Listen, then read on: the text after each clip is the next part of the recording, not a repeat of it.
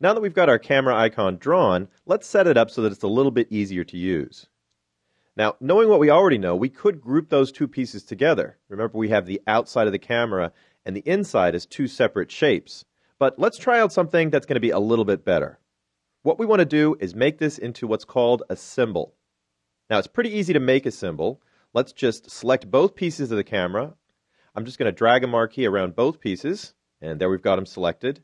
I'll go up to Modify, and I'm going to convert those selections into a symbol.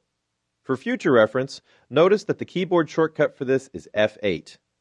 And that's kind of important because we're probably going to be making a lot of these symbols. They're very important to Flash production. I'll select Convert to Symbol, and as you can see, we get a dialog box that allows us to give this symbol a name, choose a type, and set up a registration or an origin point for the symbol. Let's just call this one Camera Icon. And I'm going to leave it as Movie Clip. But if we pull down this selector, we can see that we have two other types available to us that we'll try out later, the button and the graphic symbol. Movie clips end up being the most important and most often used symbol of this group, so we're going to stick with that one for starters. Now, the registration point is just an origin point for that item. It's very typical to leave that in the upper left-hand corner, and it'll basically be placed in a bounding box right around the graphics that you've selected. You can move this registration point around by selecting any one of the other boxes. For our camera icon, I'm going to set the registration point in the center, and I'll do that by just clicking the center box in the registration selection.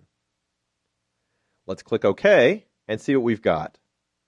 Now, as you can see, our camera icon looks a little bit like a group. We've got a blue bounding box around it, and let me just zoom in so we can see some of the other details. I'll use Command plus on the Mac here, or you can use Control plus on the PC, and as you can see, it centers it up in the screen, and I'll do it one more time. Now, you can see the bounding box around the outside of my camera, and it looks a little bit like a group. It's going to act like a group as well. If we want to make any changes to the camera, you'll notice I'm not seeing that cursor that indicates that I can modify the shape of the camera now. In order to edit the camera icon, I'll do the same thing I would if it was a group, and that is double-click.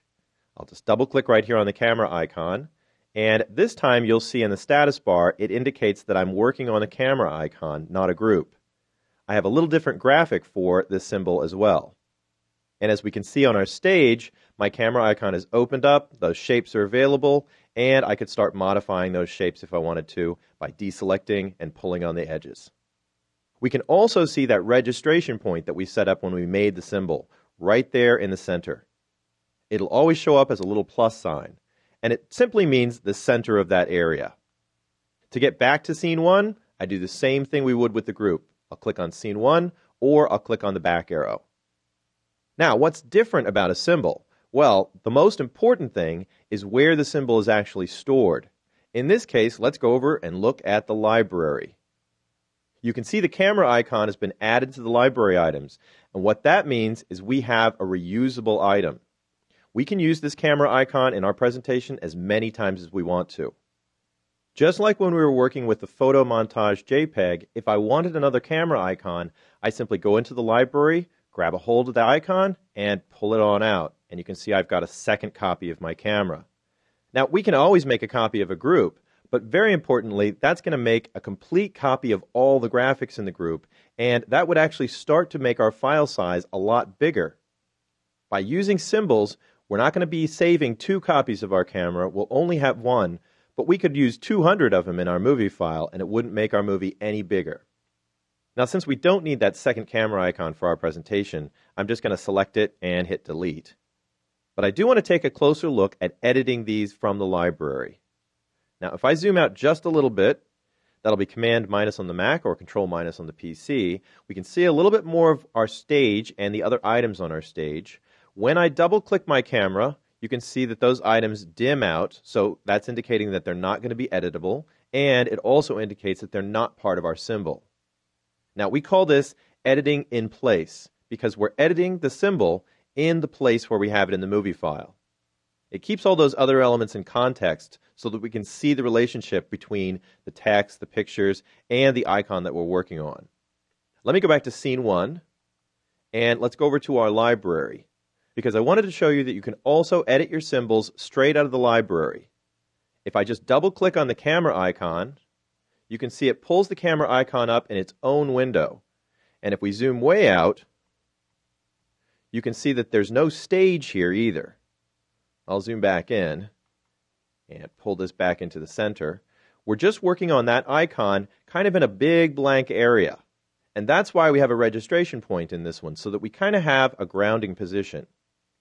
Now, if you ever need to move the registration point of a symbol, you don't really move the registration point itself. What you do is you move the graphics in relation to the registration point where it sits, because it's basically just that center of this big area that we're working in. Now let's go back to scene 1 and see what else we can do with a symbol.